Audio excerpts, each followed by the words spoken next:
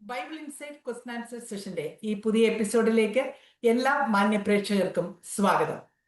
വിശുദ്ധ തിരുവെഴുത്തുകളെ സ്നേഹിക്കുന്ന ദൈവമക്കളുടെ മനസ്സിൽ തങ്ങളുടെ വേദപുസ്തക പാരായണത്തിൽ ഉണ്ടാകാവുന്ന സംശയങ്ങൾക്കും ചോദ്യങ്ങൾക്കും വേദപുസ്തക അടിസ്ഥാനത്തിൽ തന്നെ ഉത്തരം കണ്ടെത്തി പ്രേക്ഷകരിലേക്ക് എത്തിക്കുക എന്നുള്ളതാണ് ഈ സെഷനിൽ കൂടി ഞങ്ങൾ ഉദ്ദേശിക്കുന്നത്.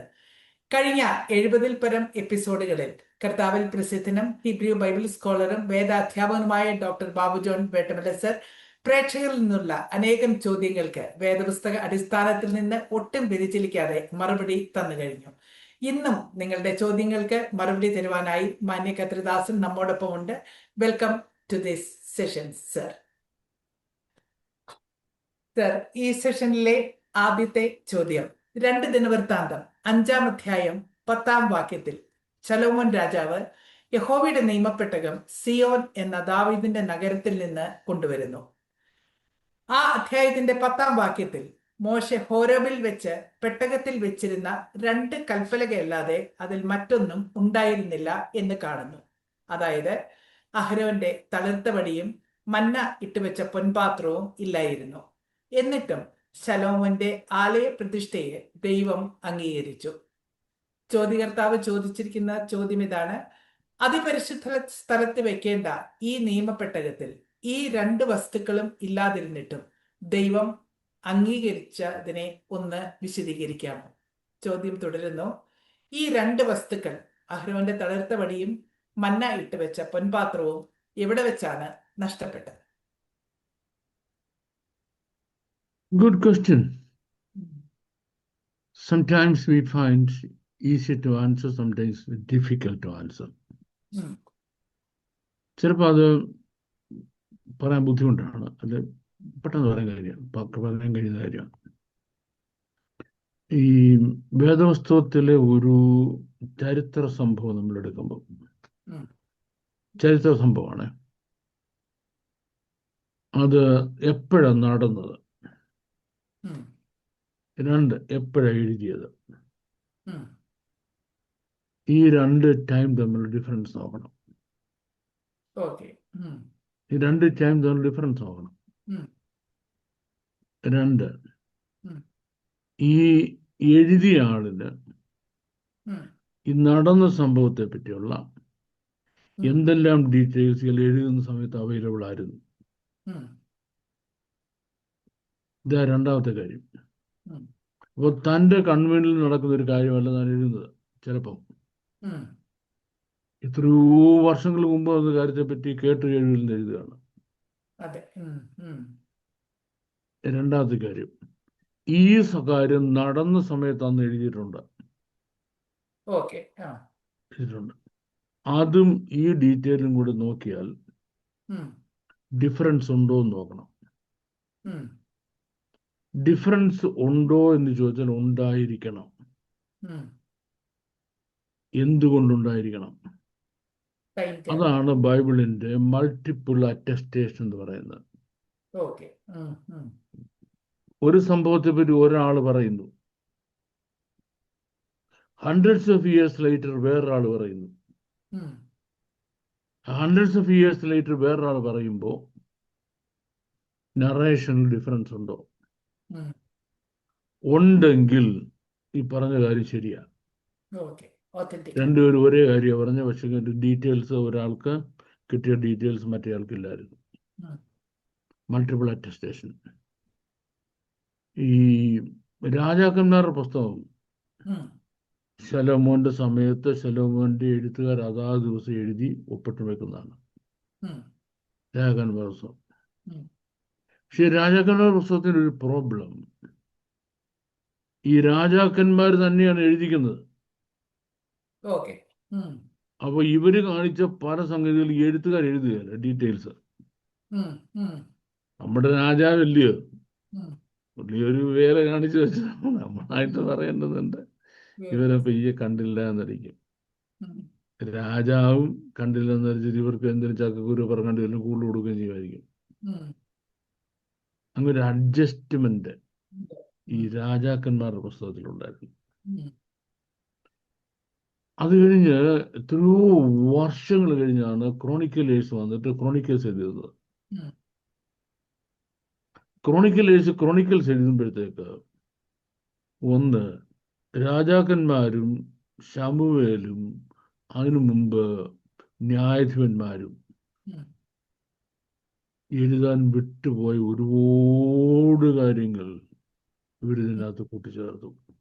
ഉം, ഉം, ഇത് കൊണ്ടുവന്നു. അതുകൊണ്ടാണ് നമുക്ക് യബ്ബാസ് തന്റെ സഹോദരന്മാരെക്കാട്ടിൽ ശ്രേഷ്ഠനായിരുന്നു. ഉം, അവന്റെ അമ്മ താൻ അവനെ വേദനയോടെ പ്രസവിച്ചു എന്ന് പറഞ്ഞ് അവൻ യബ്ബാസ് എന്ന് പേരിട്ടു. ഉം, ഈ യബ്ബാസ് ന്യായാധിപന്മാരുടെ കാലത്ത് ജീവിച്ചിരുന്ന ഒരു ചെറുപ്പക്കാരനാണ്. ഉം, ഉം. ഇപ്പൊ ന്യായാധിപന്മാർ ആ പുസ്തകം എഴുതുമ്പോൾ ഇവനെ പറ്റി എഴുതുന്നത് വർത്ത് റൈറ്റിംഗ് ആണെന്ന് അവർക്ക് തോന്നിയില്ല. ഓക്കെ. ഉം, അത് കഴിഞ്ഞ് രാജാക്കന്മാരുടെ പുസ്തകം യബ്ബാസ് ഇല്ലല്ലോ.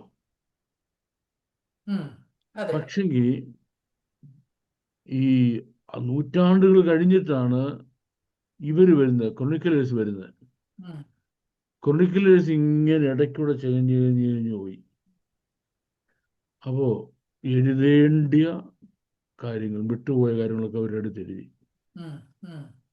അറ്റ് ദ സെയിം ടൈം ഒരുപാട് കാര്യങ്ങളുടെ മൈന്യൂട്ട് ഡീറ്റെയിൽസ് അവർക്ക് കിട്ടിയില്ല.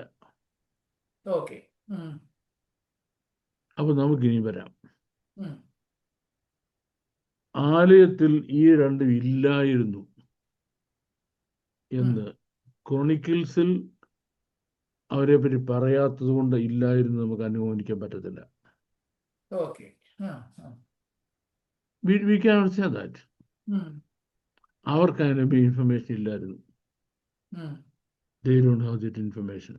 ഉം, അപ്പം അങ്ങനെ മാത്രമേ കണക്കാക്കാൻ പറ്റത്തുള്ളൂ. ഉം, അത് അതിന് മുമ്പ് നഷ്ടമായി പോയി എന്ന് പറയാൻ ഉം. പറയത്തക്കവണ്ണം നമുക്ക് ഇൻഫർമേഷൻ ഇല്ല. ഓക്കെ. കാരണം എന്ന് ഉം, പറയുമ്പോൾ പെട്ടകം പലപ്പോഴും പിടിക്കപ്പെട്ടുണ്ടെങ്കിലും ഉം. പെട്ടകത്തിനകത്ത് കൈ കടത്താനുള്ള ധൈര്യം. ചങ്കൂറ്റം പെട്ടകം പിടിച്ചുകൊണ്ട് ആർക്കും ഉണ്ടായിട്ടില്ല.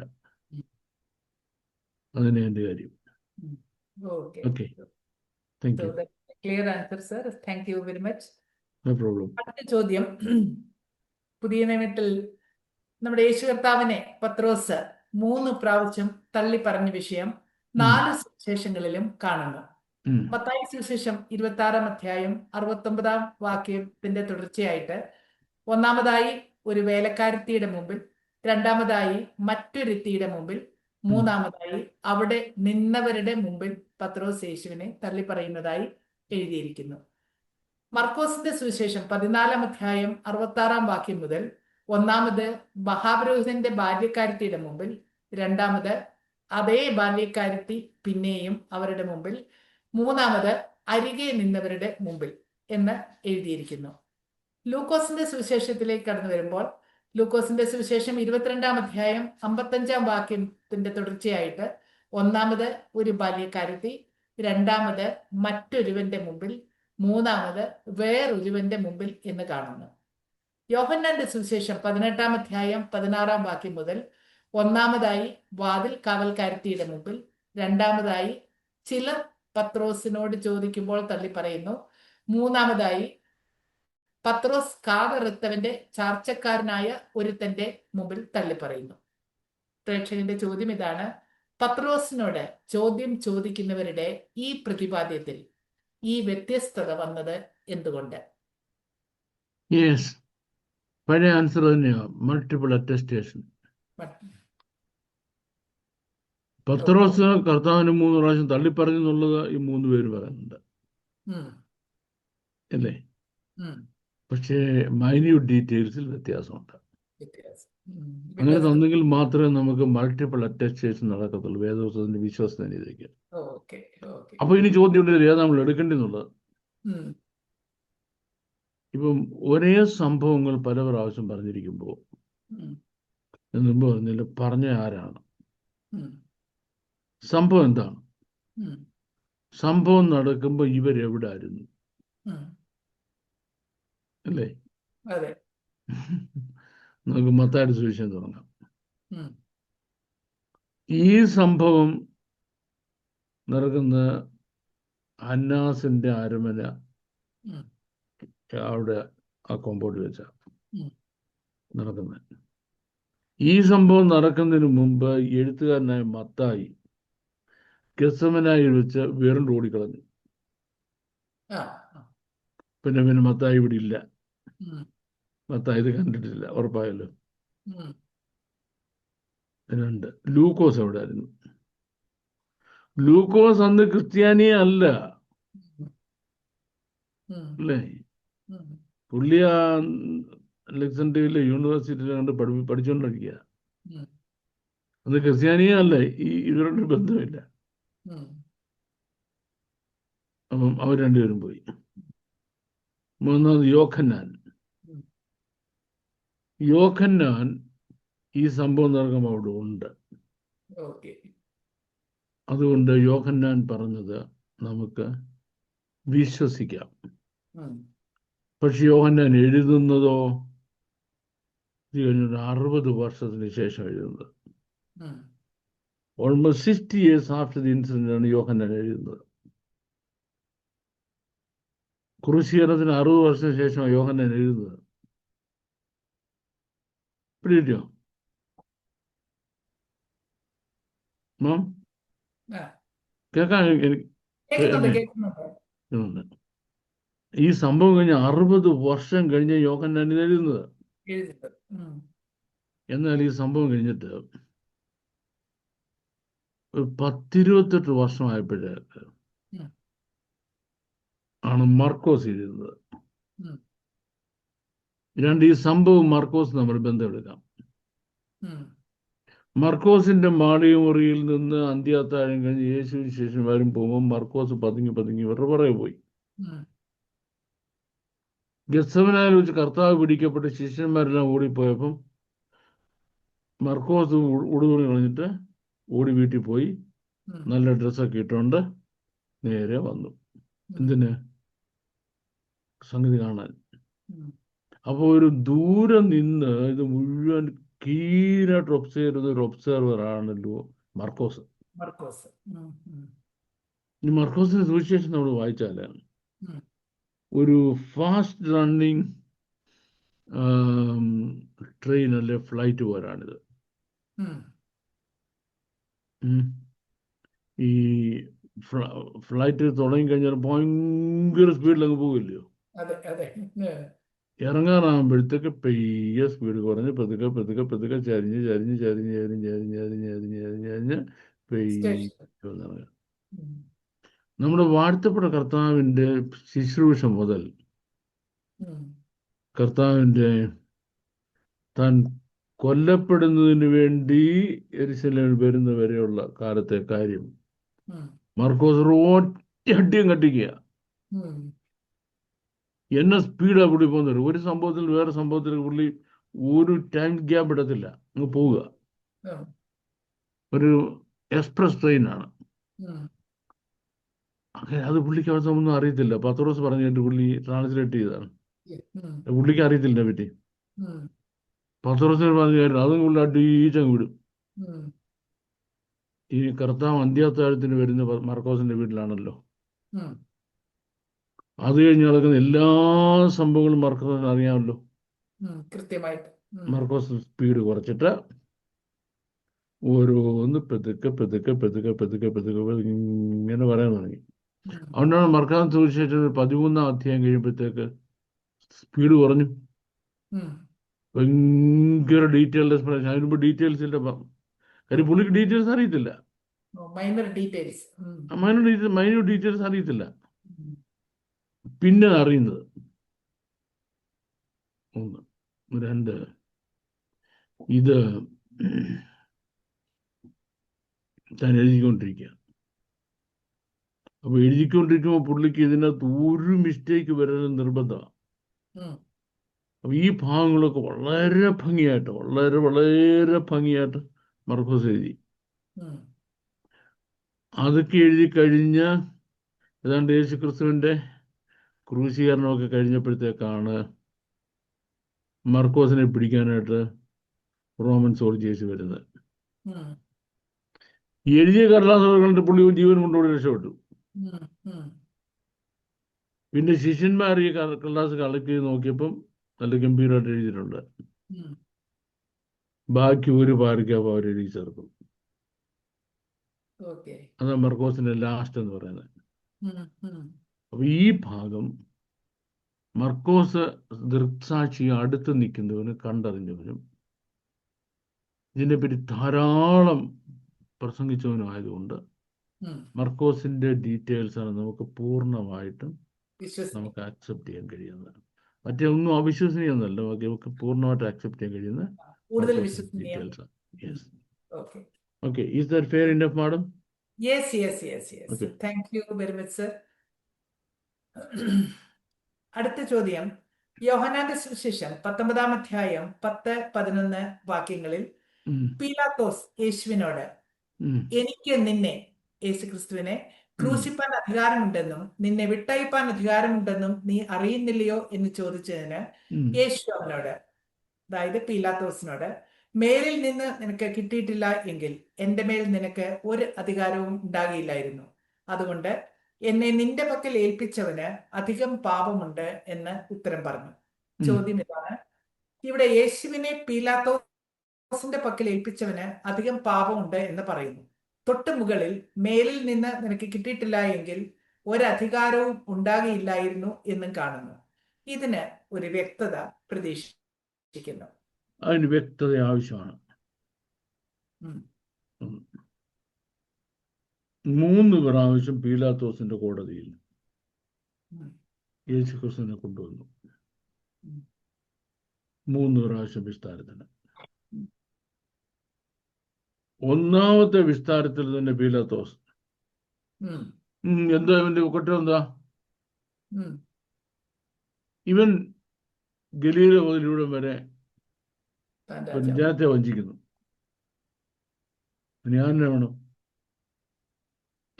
ഞാൻ വേണം, ഞാൻ വിധിക്കേണ്ട ആവശ്യമില്ല, അവനെ തോന്നുന്നില്ല, അയാളെ അഴിച്ചുവിടെ എന്ന് പറഞ്ഞ് യേശുവിനെ അഴിച്ചുവിടേണ്ടതിന് പകരം ഇയാൾ എന്ത് ചെയ്തു?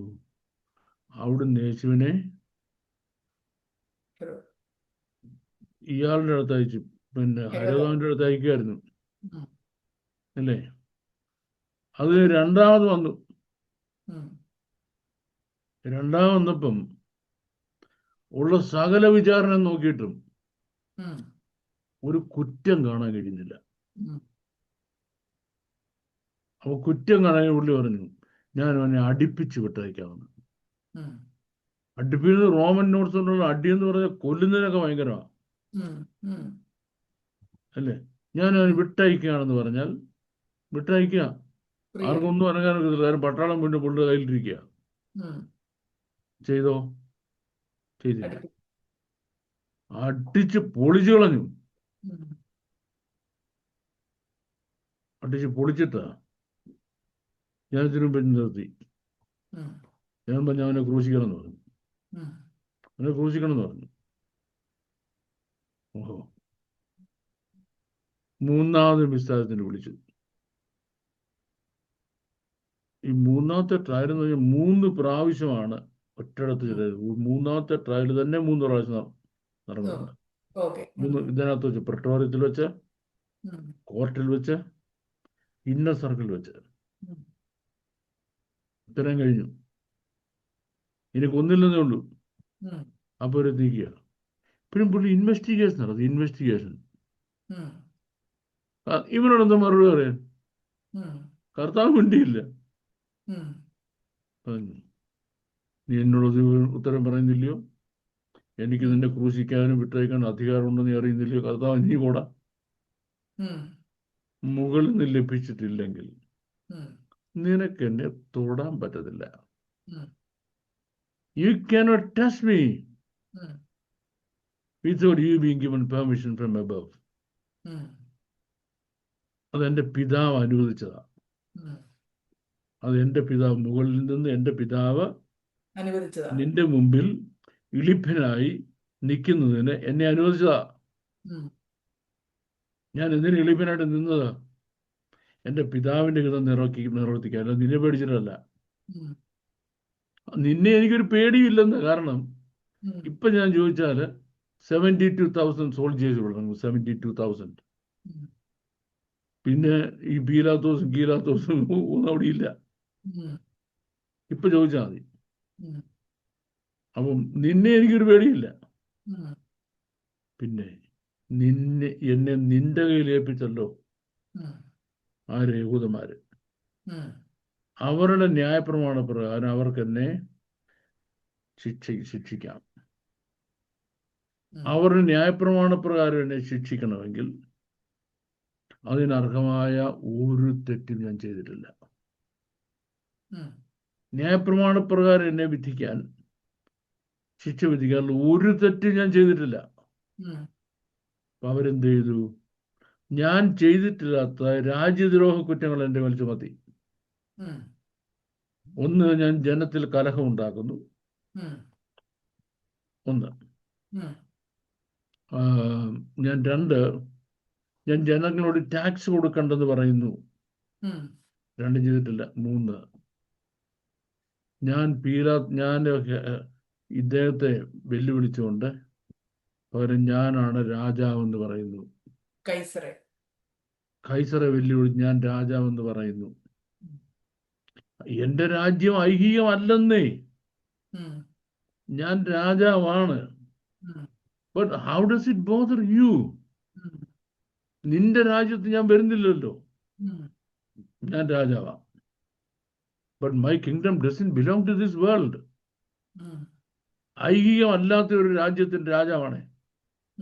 നിന്റെ രാജ്യം ഐഹികമാണ് അല്ലേ? അപ്പം ഈ മൂന്ന് കുറ്റവും തെളിയിക്കപ്പെടാൻ കഴിയാത്ത കുറ്റമാണ്. എന്നിട്ടും യഹൂദ മേധാവികൾ എന്നെ നിന്റെ കയ്യിൽ ഏൽപ്പിച്ചു. അവന്റെ കാര്യമാ കട്ടപ്പോക. മനസ്സിലായോ? അവന്റെ കാര്യം പുകയായിരുന്നു. അപ്പോ നമ്മള് എക്സ്പ്ലനേഷൻ മുകളിൽ നിന്ന് ലഭിച്ചിട്ടില്ലെങ്കിൽ, അതായത് പിതാവ് അനുവദിച്ചിട്ടില്ലെങ്കിൽ പീലാത്തോസിനെ നിനക്കെന്നെ തുറക്കാനൊക്കത്തില്ല. പക്ഷെ എന്നെ നിന്റെ കയ്യിൽ ഏൽപ്പിച്ച യഹൂദന്മാരുണ്ടല്ലോ, അവരാ ശരിക്കും പുള്ളിക്കാരന്മാര്. അവരാ കീറി മേടിക്കാൻ പോകുന്നത് എന്നാ പറഞ്ഞത്. Thank you. അടുത്ത ചോദ്യം, യോഹന്നാന്റെ സുവിശേഷം 19-ാം അധ്യായം 31-ാം വാക്യത്തിൽ ആ ശബത്ത് നാൾ വലിയതും ആകൊണ്ട് എന്ന് എഴുതിയിരിക്കുന്നു. ചോദ്യം ഇതാണ്, സാധാരണ ശബത്തും വലിയ ശബത്തും തമ്മിലുള്ള വ്യത്യാസം ഒന്ന് വിശദീകരിക്കാമോ? പിന്നെന്താ വിശദീകരിക്കാമല്ലോ. സാധാരണ ശബത്തും വലിയ ശബത്തും തമ്മിൽ വ്യത്യാസം എന്താണ്? ശബത്ത് എന്ന് പറഞ്ഞാൽ ദ സെവൻത് ഡേ.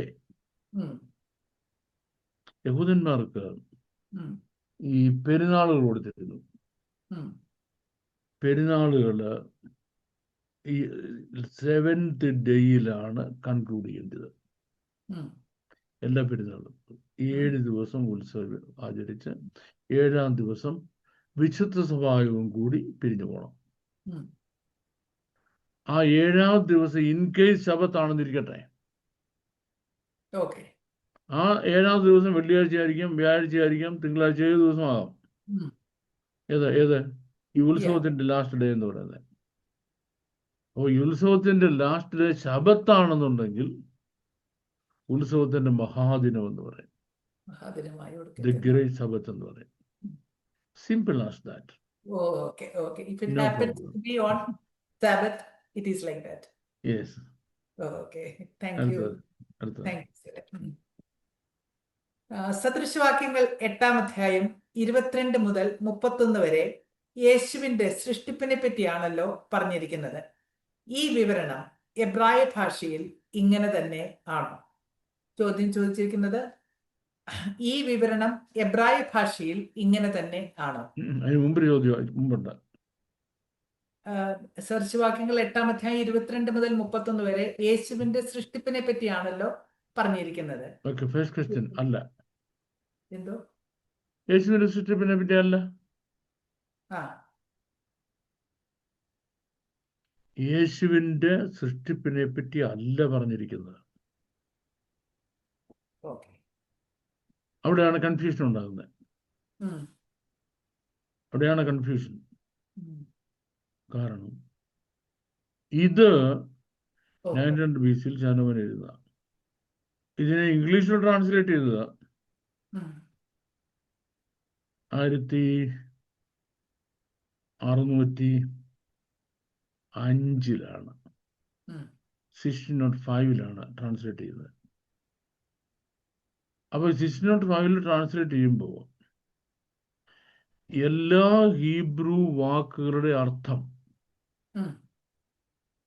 ഉം. അർത്ഥം ഉൾക്കൊണ്ട് ഇംഗ്ലീഷോട്ട് പറയാൻ ഇംഗ്ലീഷ് ഭാഷയിൽ വാക്കുകളൊന്നും ഇല്ല. Okay, baby language. It is A baby language. അപ്പോൾ എന്ത് ചെയ്തു? പ്രപഞ്ചത്തിന്റെ സൃഷ്ടിയെ പറ്റി പറഞ്ഞിരിക്കുന്നത് യേശു ക്രിസ്തുവിന്റെ സൃഷ്ടിയെ പറ്റിയാണെന്ന് ചില പുള്ളിക്കാരന്മാരെ വ്യാഖ്യാനിച്ചു. ലാംഗ്വേജിന്റെ പ്രോബ്ലമാണ്. ഓക്കെ. ലാംഗ്വേജിന്റെ പ്രോബ്ലമാണ് എന്ന് പറയാൻ കാരണം അവിടെ നമ്മൾ വായിക്കുന്നുണ്ട്, യഹോവ പണ്ടേ തൻ്റെ വഴിയുടെ ആരംഭത്തിൽ എന്നെ ഉളവാക്കി എന്ന് പറയുമ്പോൾ അത് എത്രാമത്തെ വാക്യമാണ്? 22-ാം വാക്യം. യഹോവ പണ്ടേ തന്റെ വഴിയുടെ ആരംഭമായി പണ്ടേ തൻ്റെ വഴിയുടെ ആരംഭമായി എന്നെ ഉളവാക്കി എന്ന് പറഞ്ഞാൽ ടു ബിഗിൻ വിത്ത് ക്രിയേഷൻസ്. വഴികളെന്ന് പറയുമ്പോൾ the way of his doing things എന്നുള്ളതാണ് ക്രിയേഷൻ എന്നുള്ള അർത്ഥമാണ്. സൃഷ്ടി ആരംഭിക്കുന്നതിന് വേണ്ടി എന്താ പറയുക? ആദ്യം യേശു ക്രിസ്തുവിനെ സൃഷ്ടിച്ചു, പിന്നെ ബാക്കിയെല്ലാം സൃഷ്ടിച്ചു. ഒത്തു.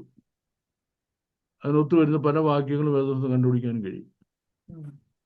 ഓക്കെ, ഇത് വിശുദ്ധ തിരുവചനമാണെന്നും ഇത് വേറൊരു ഭാഷയിലാണെന്നും എഴുതി ഒത്തിരി കൊല്ലം മുമ്പാണെന്നും ഇംഗ്ലീഷിലോട്ട് വന്നതിന് ശേഷം നമുക്ക് എന്തെന്ന് അറിയത്തുള്ളെന്നും അന്നത്തെ ഇംഗ്ലീഷ് ഇത് പറയാനുള്ള കഴിവൊന്നും ഇല്ലായിരുന്നെന്നും ഒക്കെ എവിടെ വേണ്ടി പഠിക്കേണ്ടത്? ബൈബിൾ കോളേജുകളിലല്ലേ? ഓക്കെ, അപ്പം അങ്ങനെ വന്നപ്പോൾ ഒരു പിടിയില്ല. ഇത് യേശുവിനെ സൃഷ്ടിച്ച കഥയാണെന്ന് അങ്ങനെ ചോദിച്ചു. യേശുവിനെ സൃഷ്ടിച്ച കഥയല്ല. അഡനായി കനാനി റഷീത്ത് ഡെർഖോവ്. അഡനായി കനാനി റഷീത്ത് ഡെർഖോവ്. ഈ ഹോൾ പ്രപഞ്ചത്തെ സൃഷ്ടിക്കുക. അപ്പോൾ സൃഷ്ടിക്കണമെങ്കിൽ ഒന്ന് അത് ഡിസൈൻ ചെയ്യണ്ടേ? ഇത് മുഴുവൻ ഡിസൈൻ ചെയ്തൊരു ആർക്കിടെക്റ്റാ. ഈ ആർക്കിടെക്റ്റാണ് കർത്താവായ യേശു ക്രിസ്തു. അതെ, ഞാൻ അവന്റെ മുമ്പിൽ ശില്പിയായിരുന്നു. I was his architect. അപ്പൊ ഈ ആർക്കിടെക്ട് കൊണ്ട് അതിന്റെ ഫുൾ ബ്ലൂ പ്രിന്റ് കൊണ്ട് കൊടുക്കുന്നു. ഈ ഫുൾ ബ്ലൂ പ്രിന്റ് കൊണ്ട് കൊടുക്കുമ്പോൾ ഇനി പ്രപഞ്ചത്തിന്റെ ഇനോഗ്രേഷൻ, സൃഷ്ടിപ്പിന്റെ ഇനോഗ്രേഷൻ നടക്കാൻ പോവാം. പ്രഭാത നക്ഷത്രങ്ങൾ ഘോഷിച്ചുല്ലസിക്കുക. ആര്? പിന്നെ ദൂതന്മാര് മാരകപ്പടക്കം പൊട്ടിക്കാനായിട്ട് റെഡി ആയിക്കുക. പിതാവായ ദൈവം ഈ ബ്ലൂ പ്രിന്റിൽ നോക്കിയിട്ട് യഖ്ഹി എന്നൊരു സിലബിൾ, 2 സിലബിൾ പറയുന്ന താമസമേ ഉള്ളൂ. യഖ്ഹി എന്ന ആ 2 സിലബിൾ പറഞ്ഞു കഴിഞ്ഞപ്പോഴേക്ക് സൃഷ്ടി നടന്നു. ഈ സംഗതി നിലനിന്നു കഴിഞ്ഞു. അപ്പൊ ഇത് പറയുമ്പോൾ തൻ്റെ ശില്പിയായ എന്നെ ചേർത്ത് പിടിച്ചിരിക്കുകയായിരുന്നു. അതിനായി ഖനാനി ചേർത്ത് പിടിച്ചു, എന്നെ ചേർത്ത് പിടിച്ചു. എപ്പോ? റഷീദ് ആരംഭത്തിൽ. എന്തിന്റെ ആരംഭത്തിൽ? ഡെർഖോവ് തന്റെ പ്രവർത്തികളുടെ ആരംഭത്തിൽ. പിതാവായ ദൈവം തന്റെ പ്രവർത്തികളുടെ ആരംഭത്തിൽ എന്നെ തൻ്റെ കൂടെ പിടിച്ചു നിർത്തിക്കൊണ്ടാണ് ഞാനല്ലേ ഇതെല്ലാം പറഞ്ഞു കൊടുത്തത്, ഡിസൈൻ ചെയ്ത ആള് എന്ന് പറഞ്ഞ സംഗതിയാണ് എന്ത് ചെയ്തത്? ഈ കിങ് ജെയിംസ് ബൈബിളുകാരെടുത്ത് ഇങ്ങനെ ആക്കിയത്. സൃഷ്ടാവിനെ സൃഷ്ടിയാക്കി. യെസ്. അപ്പോൾ കിങ് ജെയിംസ് ബൈബിളിനെ എനിക്ക് കുറ്റം പറയാൻ പറ്റത്തില്ല. ഒരു കാരണവശാലും കുറ്റം പറയത്തില്ല. അവർക്ക് അത്രയെങ്കിലും ചെയ്യാൻ കഴിഞ്ഞല്ലോ. കുറ്റം ആര് അത് പറയുകയാണെങ്കിൽ തന്നെ അതിനുശേഷമുള്ള ഇമ്പ്രൂവ്മെന്റ് വരുത്തേണ്ടവരുണ്ടല്ലോ. അവര് വരുത്തിയില്ല. അവരത് എന്താണ് പറഞ്ഞിരിക്കുന്നത് പഠിപ്പിക്കുന്നതിന് പകരം അവർക്ക് എന്താ തോന്നൽ പഠിപ്പിക്കാൻ തുടങ്ങി. അവിടെ ആ പ്രോബ്ലം ഉണ്ടായത്. ഓക്കെ, അപ്പോൾ ആൻസർ ക്ലിയർ ആണ്. സൃഷ്ടിപ്പിനെ പറ്റി അല്ല പറഞ്ഞ യേശു ക്രിസ്തു സൃഷ്ടിപ്പിനെ പറഞ്ഞിരിക്കുന്നത് പ്രപഞ്ചത്തിന്റെ സൃഷ്ടിപ്പിനെ പറ്റിയാണ്. യെസ്. ചോദിക്കട്ടെ, ഉപവാസം ശരിയായും പൂർണ്ണമായും ബൈബിളിന്റെ അടിസ്ഥാനത്തിൽ അനുഷ്ഠിക്കേണ്ടത് എങ്ങനെയാണ്? ഉപവാസം ശരിയായിരിക്കുന്നത് പട്ടിണിയിരിക്കുക.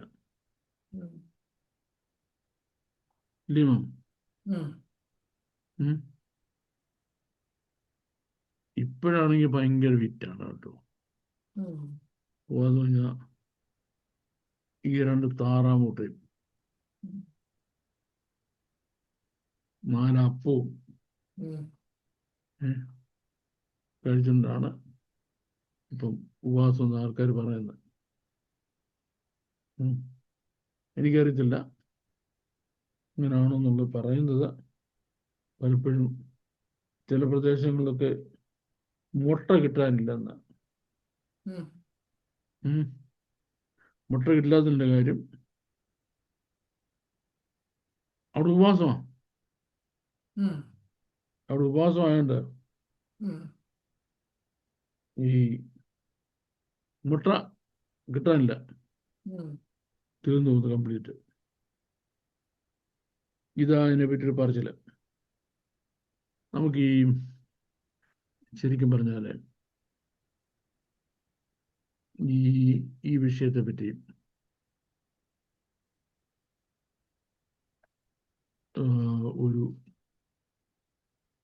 ഒരു ഡീറ്റെയിൽ സ്റ്റഡിയുടെ ആവശ്യമുണ്ട്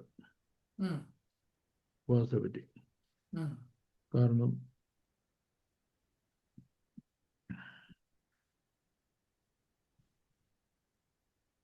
യെശയ്യാപ്രവചനം ബന്ധപ്പെട്ട്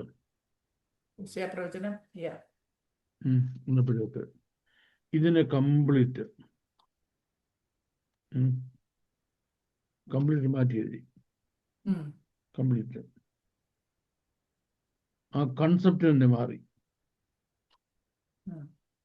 കംപ്ലീറ്റ് ഉപവാസത്തിന്റെ. അപ്പം യെശയ്യാവില് പറഞ്ഞിരിക്കുന്ന കാര്യം അനുസരിച്ച് നമ്മൾ ഉപവാസം നടന്നില്ല. നമുക്കങ്ങനെ ഉപവാസം നടത്താൻ പറ്റത്തില്ല. യെശയ്യാവിൽ പറഞ്ഞിരിക്കുന്നത് അനുസരിച്ച് നമുക്ക് ഉപവാസം നടത്താൻ പറ്റത്തില്ല. ഈ 58-ാം അധ്യായം നിർത്തി ഉറക്കെ വിളിക്ക,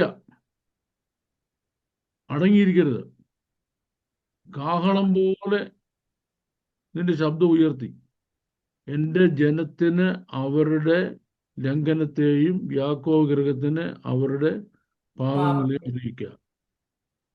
എങ്കിലും അവർ എന്നെ ദിനംപ്രതി അന്വേഷിച്ച് എൻ്റെ വഴികളെ അറിയുവാൻ ഇച്ഛിക്കുന്നു എന്നവിടെ തുടങ്ങിയിട്ടാണ് ഈ പറയുന്ന കുറെ കാര്യങ്ങൾ നമുക്ക് എന്തുമാത്രം അക്സെപ്റ്റബിൾ ആകുന്നുള്ളത് ഒരു വലിയ പ്രോബ്ലമാണ്. ചോദിക്കുന്നത് തലയെ വേഴത്തോളം താഴ്ത്തുക, തലയെ വേഴത്തോളം കുനിയിക്കുക, രക്തം വെണ്ണീരും വിരിച്ചു കിടക്കുക, ഇതാകുന്നുവോ ഉപവാസം? വായിച്ചു. ഇതിനോ നീ നോമ്പെന്നും യഹോവയ്ക്ക് പ്രസാദമുള്ള ദിവസമെന്നും പേർ പറയുന്നത്. 8-ാം അധ്യായം 5-ാമത്തെ വാക്യമാണ് വായിച്ചത്. ബാക്കി ഓരോന്ന് വായിച്ചോണേ. എനിക്ക് ഇഷ്ടമുള്ള നോമ്പും മനുഷ്യൻ ആത്മതപനം ചെയ്യുന്ന ദിവസവും ഇങ്ങനെയുള്ളതോ? ഉം, തലയെ വേഴത്തെ പോലെ കുനിയിക്കുക, ഉം, രട്ടും കണ്ണീരും വിരിച്ചു കിടക്കുക, ഉം, ഇതാകുന്നുവോ ഉപവാസം? ഉം, ഇതിനോ നീ നോമ്പെന്നും യഹോവയ്ക്ക് പ്രസാദമുള്ള ദിവസമെന്നും പേർ പറയുന്നത്? ഉം. അന്യായ ബന്ധനങ്ങളെ അഴിക്കുക, ആം, ആം, നു- ആം, ആം. ഇതെന്തുവേ? അന്യായ ബന്ധനങ്ങളെ അഴിക്കുക. ഒന്ന്. രണ്ട്. നുകത്തിന്റെ അടിമക്കയറുകളെ അഴിക്കുക. അമിക്കയർ, അമിക്കയർ. അമ്മിക്കയറുകളെ, ആ, സോറി, അവന് മനസ്സിലായി നുകത്തിന്റെ അമിക്കയർ എന്ന് എന്താന്ന്. അമ്മിക്കയറുകളെ അഴിക്കുക. നുകത്തിന്റെ പീഡിതരെ അമിക്കയറിനെ അഴിക്കുക. ആ, അടുത്തത്. പീഡിതരെ സ്വതന്ത്രരായി വിട്ടയക്കുക. പീഡിതരെ സ്വതന്ത്രരായി വിട്ടയക്കുക. എല്ലാ Then, നുകത്തെയും തകർക്കുക. എല്ലാ നുകത്തെയും തകർക്കുക. Then, ഇതല്ലയോ എനിക്കിഷ്ടമുള്ള ഉപവാസം. ഇതല്ലയോ എനിക്കിഷ്ടമുള്ള ഉപവാസം. ഉപവാസം. ബാക്കി. വിശപ്പുള്ളവന് നിന്റെ അപ്പം നുറുക്കി കൊടുക്കുന്നതും വാ വാ വാ വാ വാ. വിശപ്പുള്ളവന് നിന്റെ അപ്പം അപ്പം നുറുക്കി കൊടുക്കുന്നതും ഉം, അലഞ്ഞു നടക്കുന്ന സാധുക്കളെ നിന്റെ വീട്ടിൽ ചേർത്ത് കൊള്ളുന്നതും ചേർത്തുകൊള്ളുന്നതും. നഗ്നനെ കണ്ടാൽ അവനെ ഉടുപ്പിക്കുന്നതും ഉം, മാംസരക്തങ്ങളായിരിക്കുന്നവർക്ക് നിന്നെ തന്നെ മറയ്ക്കാതെ ഇരിക്കുന്നതും അല്ലയോ? അല്ലയോ. ഉം, ബാക്കി. Question mark. ആ. അപ്പോൾ നിന്റെ വെളിച്ചം ഉഷസ് പോലെ പ്രകാശിക്കും. അപ്പോൾ നിന്റെ വെളിച്ചം ഉച്ചതുപോലെ പ്രകാശിക്കും. അടുത്തത്. നിന്റെ മുറിവുകൾക്ക് വേഗത്തിൽ പൊറുതി വരും. ഉം, നിന്റെ നീതി നിനക്ക് മുമ്പായി നടക്കും. ഉം, യഹോവയുടെ മഹത്വം നിന്റെ പിൻപട ആയിരിക്കും. ഉം. അപ്പോൾ നീ വിളിക്കും, യഹോവ ഉത്തരമരുളും. അപ്പോൾ നീ വിളിക്കും, യഹോവ ഉത്തരവരുളും. ബാക്കി. നീ നിലവിളിക്കും, ഉം, ഞാൻ വരുന്നു എന്ന് അവൻ അരുളി ചെയ്യും.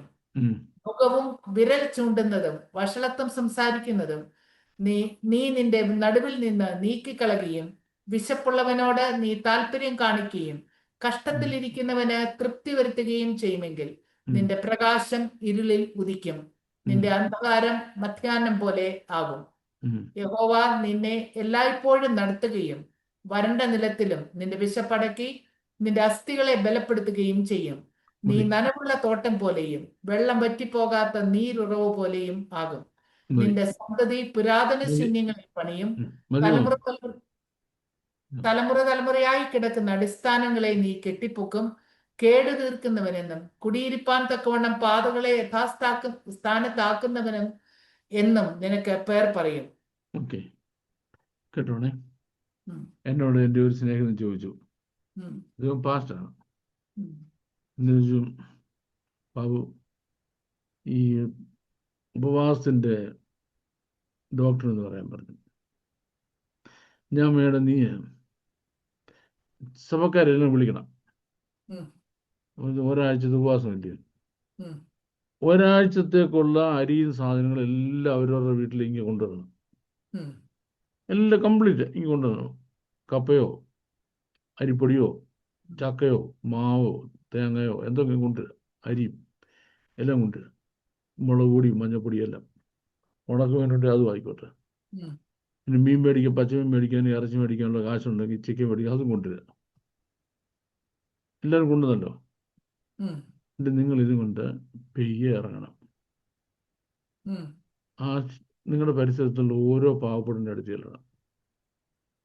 ടീച്ചറെ, ഇതെന്താ ഇങ്ങനെ കൊണ്ടുവന്നിരിക്കുന്നത്? പറഞ്ഞു, ഞങ്ങൾ ഈ ഒരാഴ്ച ഉപവാസമാണ്, ഞങ്ങളൊന്നും കഴിക്കുന്നില്ല. ഉം, ഇതെല്ലാം ഞങ്ങൾ നിങ്ങൾക്ക് വീതിച്ചു തരാൻ വന്നിരിക്കുക. ഉം. എല്ലാം കൊണ്ട് ആ വില്ലേജ് മുഴുവനെ വീതിച്ചു വിതറി. കൊടുക്കണം. ഉം, വിശക്കുന്നവന് നിന്റെ അപ്പം, നുറുക്കി കൊടുക്കുക. ദാഹിക്കുന്നവന് നിന്റെ വെള്ളം കൊടുക്കണം. ഉം, നഗ്നനെ നീ ഉടുപ്പിക്കണം. ഉം, അലഞ്ഞു നടക്കുന്നവനെ ചേർത്ത് കൊള്ളണം. ഉം, എല്ലാ ബന്ധനങ്ങളും അറുത്ത് കളയണം. ഉം. നുകത്തിന്റെ അമിക്കയർ പൊട്ടിച്ചു കളയണം. അതല്ലോ എനിക്ക് പ്രസാദമുള്ള ഉപവാസം. ഉപവാസം. അപ്പോൾ നീ വിളിക്കും, ഞാൻ കേൾക്കും, ഞാൻ ഉത്തരവാറില്ല. അല്ലേ? അപ്പോൾ നീ വിളിക്കും, ഞാൻ യഹോവ ഉത്തരവാറില്ല. ഉത്തരമരുളും. അപ്പോൾ സെൻട്രൽ ട്രാവൻകൂർ പോലെ ഉപവാസം നടക്കുന്ന ഒരു സ്ഥലം ഈ ലോകത്തില്ല. ഉം, എപ്പോഴും നോക്കിയാൽ 20 ദിവസം ഉപവാസം, 40 ദിവസം, 50 ദിവസം ഉപവാസം, 10 ദിവസം, 3 ദിവസം, 2 ദിവസം എന്നല്ല. ഒരു നേരം ഭക്ഷണം കഴിഞ്ഞെങ്കിൽ അതും ഉപവാസം, ഭയങ്കര ഉപവാസം വന്നു കഴിഞ്ഞു. ഇവർ ഉപവാസം എടുക്കുന്നത് നാട്ടുകാർ വല്ല പ്രയോജനമുണ്ടോ? നാട്ടുകാർക്ക് അതിൽ വല്ല പ്രയോജനമുണ്ടോ? ഏതെങ്കിലും അനീതിക്കോ സാമൂഹിക ദോഷത്തിനോ വിപത്തിനോ എതിരായിട്ട് ശബ്ദം ഉയർത്തുന്നുണ്ടോ? സാമൂഹിക നീതി നിലനിൽക്കുന്നതിന് എന്തെങ്കിലും ചെയ്യുന്നുണ്ടോ? ഇല്ലല്ലോ. യാക്കോബ് പറയാ, നിങ്ങളുടെ മോഹങ്ങളിൽ നിങ്ങൾക്ക് കണ്ടമോഹം ചെലവഴിക്കണം. ഇവിടെ കിട്ടിയോ? അതിനുവേണ്ടി മക്കളെല്ലാവരും അമേരിക്കൻ നേഴ്സാകണം, പെൺപിള്ളേരെല്ലാം നേഴ്സാകണം. അതിനുവേണ്ടി അപ്പനും അമ്മയും മര്യാദയില്ലാത്ത ഉപവാസമാണ്. എന്തിനാ? ഇത്ര ഉണ്ടെങ്കിൽ നേഴ്സായാലും എന്തോ രൂപയാണ് $1 ഒരു മാസം കിട്ടുന്നത് അല്ലേ? So that's one thing. ഇനി അടുത്തത്, ഈ ദേശത്ത് ദൈവം ന്യായവിധി അയക്കുന്നു. ദേശത്തിന് ദൈവം ന്യായവിധി അയക്കുന്നു. ദേശം ദൈവം ന്യായവിധി അയക്കുന്നതിന് ഒന്നാമത്തത്, ദൈവം കാലാവസ്ഥയെ തൊടും. ഒന്നുകിൽ മഴ നിർത്തലാക്കും, അല്ലെങ്കിൽ സമുദ്രത്തിന്റെ ഉറവിളെ തുറങ്ങും.